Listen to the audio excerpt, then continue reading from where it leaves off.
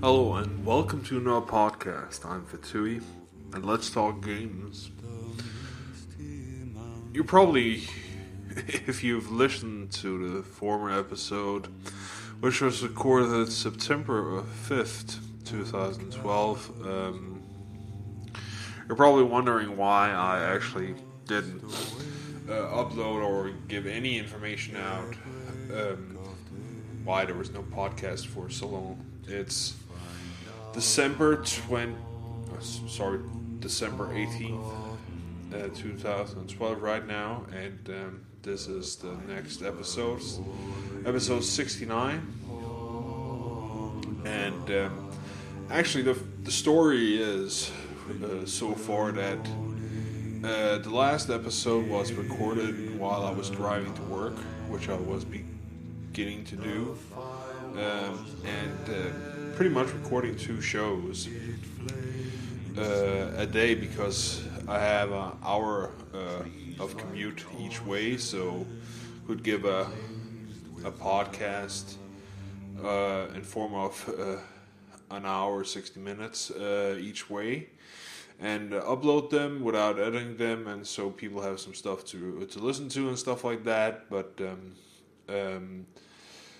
on Friday, I actually had recorded Thursday and Friday morning, but Friday, September 8th, something terrible happened in my family, and it happened so that my mother got a heart attack, and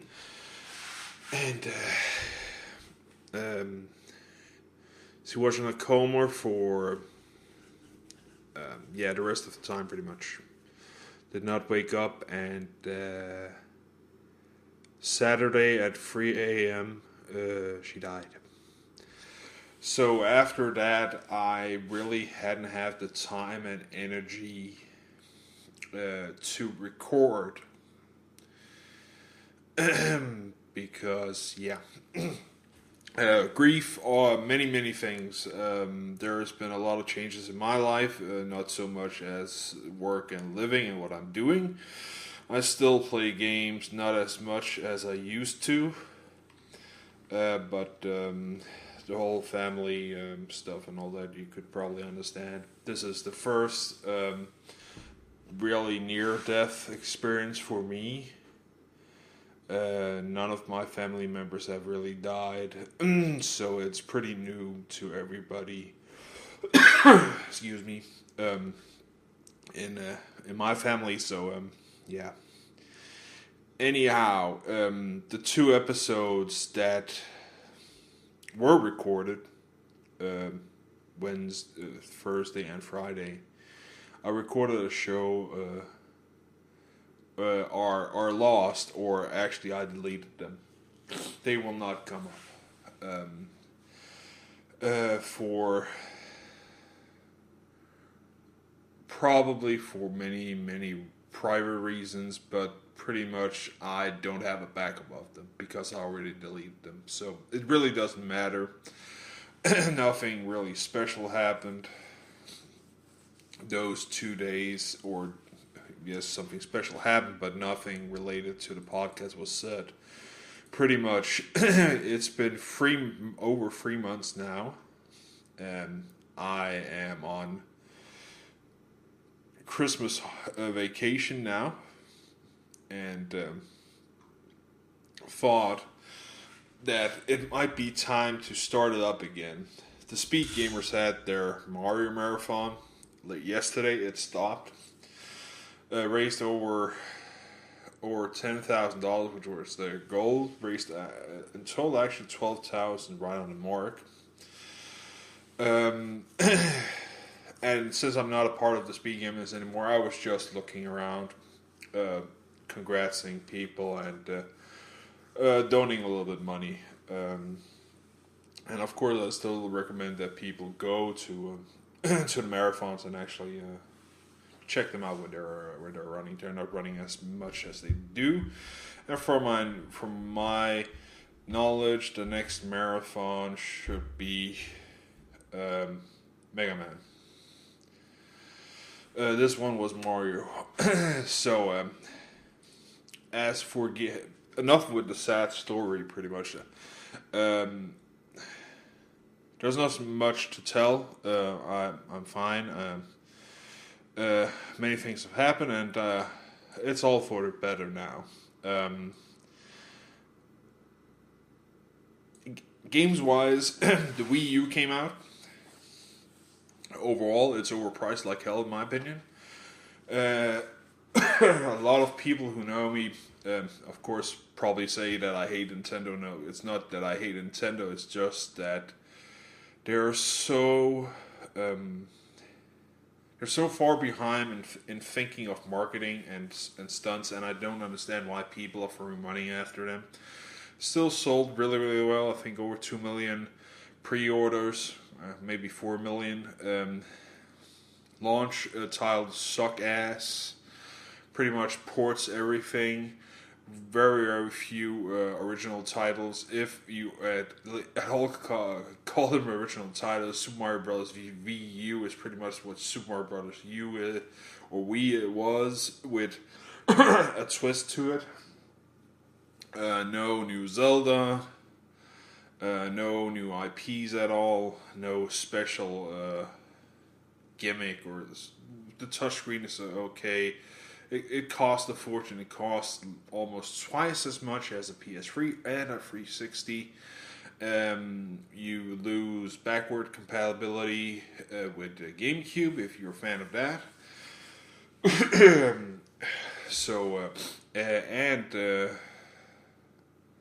still Wi-Fi only, no Ethernet port built into it. You will have to. You can reuse the Ethernet port if you purchase the Ethernet port for the Wii. You can reuse that for the Wii U. A lot of things you can reuse. The Wii U is still compatible with Wii games. You will be able to transfer your Wii game, the classic games, the NES games, all the WiiWare stuff. You will be able to transfer, but will be deleted, of course, from the original console because everything there is hardware locked. The online experience, from what I've heard, is still lacking a lot. It is better, but still lacking. And again, competitive online play is not. From everybody I've heard who plays really competitive online with Xbox or PlayStation 3 with Black Ops and all that, are still using Ethernet landlines, not really Wi-Fi anymore. At least because the problem is, I think to get a decent speed faster than standard LAN would be having N network, which is really, really good. You will probably have to almost sit beside the router or the access point, whatever you have. It's pretty much the same. It doesn't matter, but anyways, to get the 300 megabits that you will get from a pure N network. All routers today almost have it, but the problem is that just like 5 meters of air can pretty much, or I guarantee you, will cut down your speeds half, if not more. So that's the problem with Wi-Fi. That's why I still use cable. And for my cable, it is a gigabit lines I have internally in my house or in my apartment. But still, I only have I have a high-speed Ethernet connection, also fiber optics. But it's just some things that I still don't understand why. Put a gigabit port on there. It wouldn't cost them nothing, just a matter of space. Still DVDs, so it's pretty not. It's nothing. It's a catch-up, as many of you see. I don't own one. It's priced, let's see here. The standard white one without a hard drive in, flash memory only, costs, I think it's 3,000 crowns. 1 crown is around $6.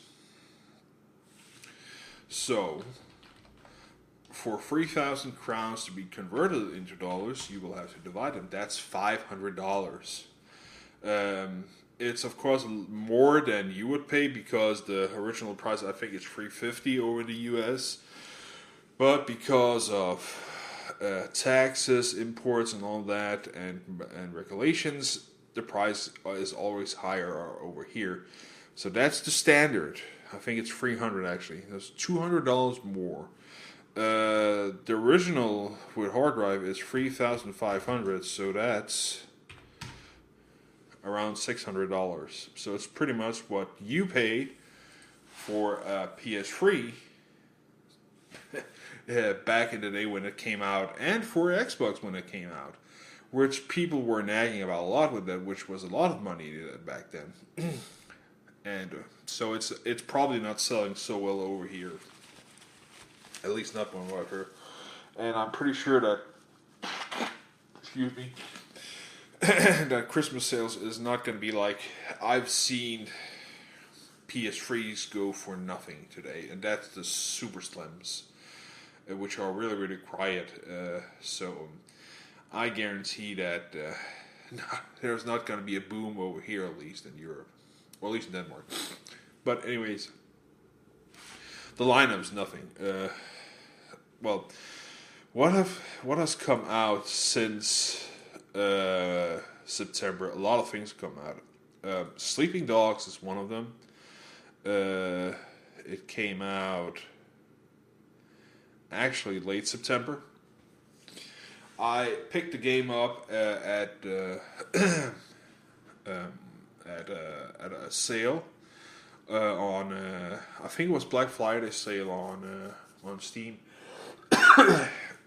And that game is, if you love the true crime stuff, and you like GTA, and you like for instance John Woo movies, pick this game up. It's a GTA game pretty much in Hong Kong, and it has a lot of John Woo conspiracy styles to it. It's a great game. There's a lot of expansions for it. I recommend you pick up only some of them, because a lot of them are, let's say, they're pretty much small, useless upgrades. But there is something that that is a single player experience. It doesn't have. I don't think it doesn't have multiplayer. At least I haven't tried it. And the expansion I'm talking about came out late October, which is the Sleeping Dogs Nightmare in North Point, which is something you can play beside the. It's not a part of the main story. It's something you can. It's the same world. It's the same main characters and the same characters as that. I recommend you play through the main story first, because it has a little bit to do it, but you can't play it without it. A couple of others. Well, the high texture resolution pack is free. I recommend you pick up.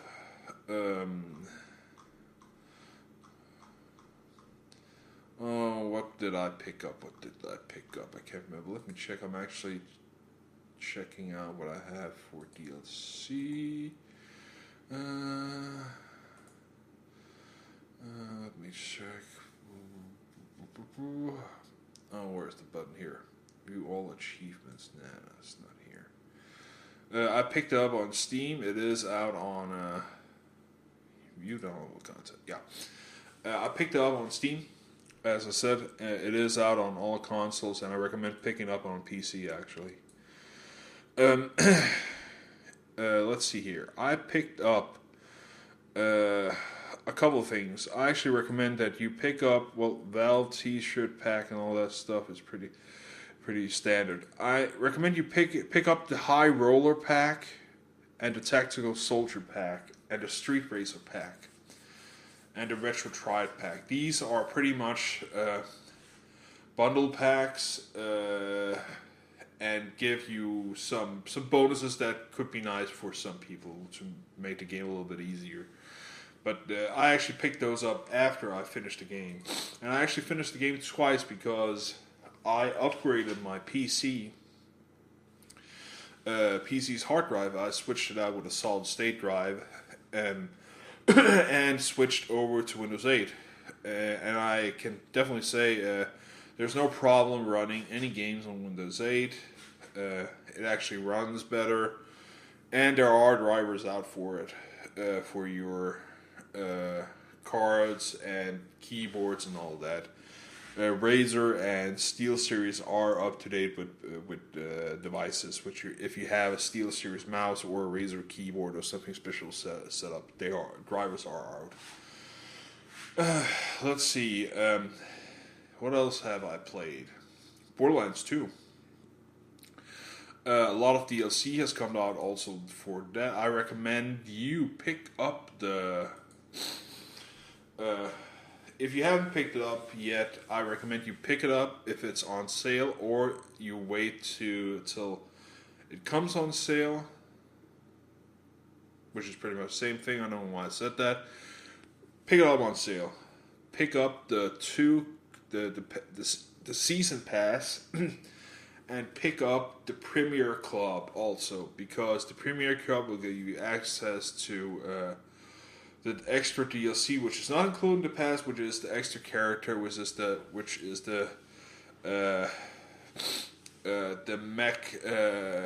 Mechromancer, which is a really cool character. The game itself is Borderlands, pretty much standard. New characters, new classes, new places, new everything, pretty much. New weapons, but still in the Borderlands theme. I finished that. I finished that in co-op actually with my brother, and we had a lot of fun.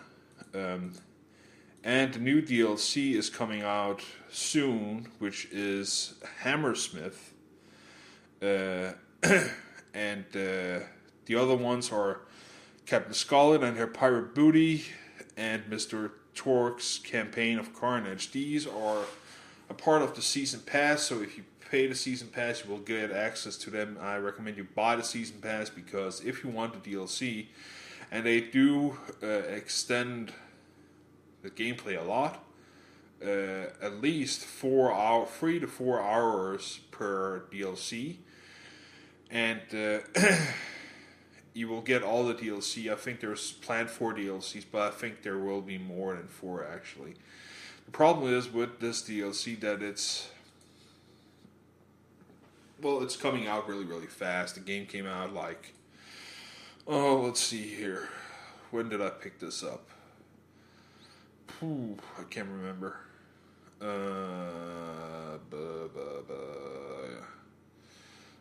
When does this game come out? DLC.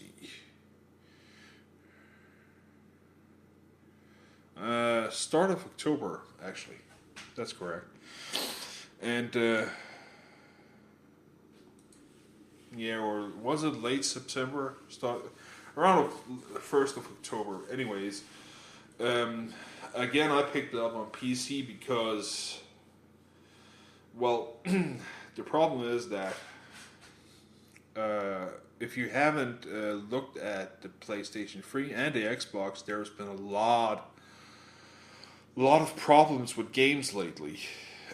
Not just on PS3, not just on 360, but I'm talking about pretty much in standard that we see issues with games on these platforms because it's ports from PC or many things. It's of course normal. A game is not perfect when it comes out. The problem is it takes way too long for people to patch it. And that's because Microsoft and Sony are involved in this, because they have to approve the patch. That takes time. The patch has to be made, has to be bug fixed and all that, and through that has to be approved, and then it gets uploaded, and it's not always gonna get uploaded instantly. It may come out in the next release cycle for Xbox and PS3. Xbox, I think it's Thursday or Tuesday, or can't remember. PlayStation 3 is Tuesday and Wednesday for US and Europe. So those cycles, if you find out Friday there's coming a new patch and you have to wait 4 days for it, that's gonna suck. Steam games, PS3, PC games don't have that problem really, because some of the patches can be, of course, through Steam. They will be deployed, or some people or what's it called, publishers, game makers, and all that will actually just say, well, you just copy these here, or we have an exit files for you to run, or something like that.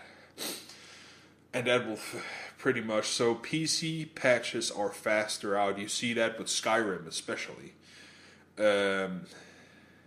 So that's why I've been playing more on my PC. Actually, I picked up Far Cry 3 on PC, the limited edition, just because I knew that if there was patch problems, and of course performance problems, my PC would be better suited for it. We are seeing laziness from game developers because it takes time. They are pretty much getting less time for development and fine-tuning the game. The biggest issue right now is actually Darksiders 2. It has huge issues with still the game. It took them 3 to 4 weeks to fix on PlayStation 3. People were yelling at the forums. They couldn't finish the game, finish missions. Now we have a new season pass out. A season pass you can pick up for DLC. The DLC is not playable for many people. People can't finish it. Nothing is done about it, or that's the feeling we have, because THQ is probably trying to fix it, but it's just horrible for a console, just one console, a console just to be sitting there and you bought the game and you know everybody else that picked it up on PC or PlayStation or Xbox, doesn't matter whichever it is, can play it and finish it without a problem, just because they made a mistake somewhere.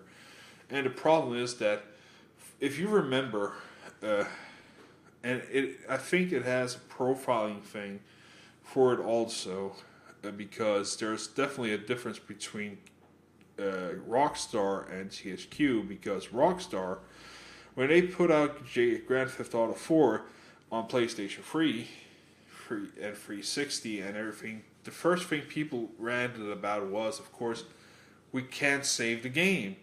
It crashes the game. So, what did Rockstar do? They patched it.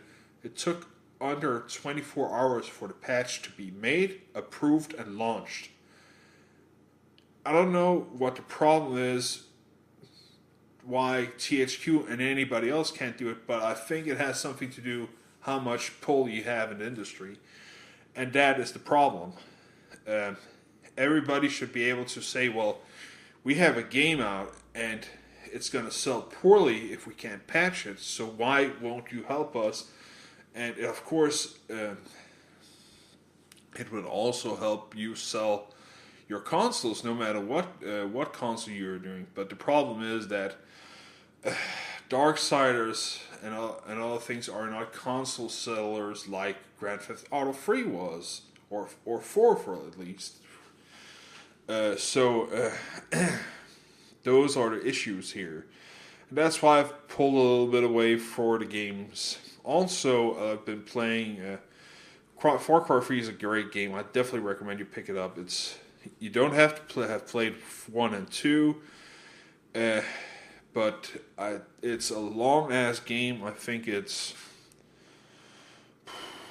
20 hours I've played it so far, doing a lot of side missions, which is pretty much the main thing of the game. Side missions a lot, but it's fun side missions. The game runs great on a okay machine. The only thing there are complaints about, you have to use Uplay. You cannot. Well, you can buy it on Steam, but I recommend, actually, Steam is more expensive than buying it on a retail store. So I bought mine on a retail store, also because I want the special edition. So through that, you have to have Uplay and all that. You have to have Uplay account. Same with Assassin's Creed and all that. So there are some issues there. And, well, yeah, you have to have another thing. But it's the same thing with EA and Origin. You have Steam. It doesn't really matter. As long as it's easy to access, you have a password, you have a username, and it updates itself. I don't really see the problem why people whine that, well, I have to have free clients. And, well, you have to have free programs in just to run some other things. Like, for instance, if you want to do a spreadsheet, you have to have Excel or something else in. And if you want to type a novel for that sake, or what's it called? Oh, it doesn't matter. You have to have Word or something, a WordPad, something else in, another program running. And if you want to have a presentation, you can use PowerPoint. So those free programs, of course, have each those. But to play some games, you have to have free clients running. Steam itself, when you pop up a game, installs a shitload of things that it needs, like C++ repositories, stuff like that. You name it, there's a lot of things. A game I also recommend you check out. The DLC is already out for that, but I do not recommend you pick it up because it's not worth it. At least not for me. Check out Dishonored. Dishonored is a great game. Great mechanics. The story just sucks ass at the end. That's the only thing I'm going to say. It has a huge disappointing ending. And that's why I recommend you do not pick it up for full price. I picked it up on Steam at launch date because my brother said it was so awesome. So I picked it up, started playing it and all that. Actually, I gave my brother it at his birthday through Steam. So I picked it up also the day after he said, well, it runs great and it's a really great game. After that, I played it really, really great. Came to the ending, and it was just like, what the fuck? It has a really, really big Bioshock feeling. So if you're a Bioshock fanatic, check out Dishonored. It has that feeling to it. Just lacks the story. So pick it up. I really hope that when we hit Monday, which is going to be, of course, Christmas. I hope Steam is going to launch their Christmas sale after we're over Christmas. And through that, we're going to see some of the awesome sales. The Black Friday sale had some okay sales. Max Payne free for 75% off. I picked that up. Some really, really great games there, but just not the right thing. I'm still looking for Hitman. The new Hitman game, which I actually can talk a lot about, because what people don't know actually is I actually was contacted by IO Interactive for trying playing Hitman while it was still in production. And I went over there a day and I played pretty much, I think, half of the game. And I can say the game was back then really, really good. Has a really interesting story. And the mechanics are a lot better than back in the old days. So they really tuned it up. I definitely recommend you pick it up. I haven't picked it up yet because I'm a Hitman fan. So I like the series. The series died a little bit for me when Blood Money came out and stuff like that. But I think the third and the fourth, when that came out, I didn't really care anymore. The first game was really great. The second game was just nah. But this one here is definitely getting me back into. That's why I actually have it on my wish list on Steam, and I hope it gets on sale so I can pick that up. Because it hasn't done that well, but it is making money. Black Ops is also on sale. Is also hoping to coming on sale. Black Ops 2 is getting good reviews actually, or selling like crap. It's not selling as great as Black Ops, but it's actually a decent game. People say the single player and the multiplayer. Let's see here. Doom Free BFG edition is out. Check that out if you want the full edition. And if you are a supporter of the Oculus Rift, you probably already have the BFG edition, because it is fully 3D capable with the Oculus Rift, if you ever get your hands on one. Let's see here. A couple other things that I have are pretty old games. The newest one is actually Hitman on my wish list. Actually, I should maybe put on Black Ops 2 just for the heck of it.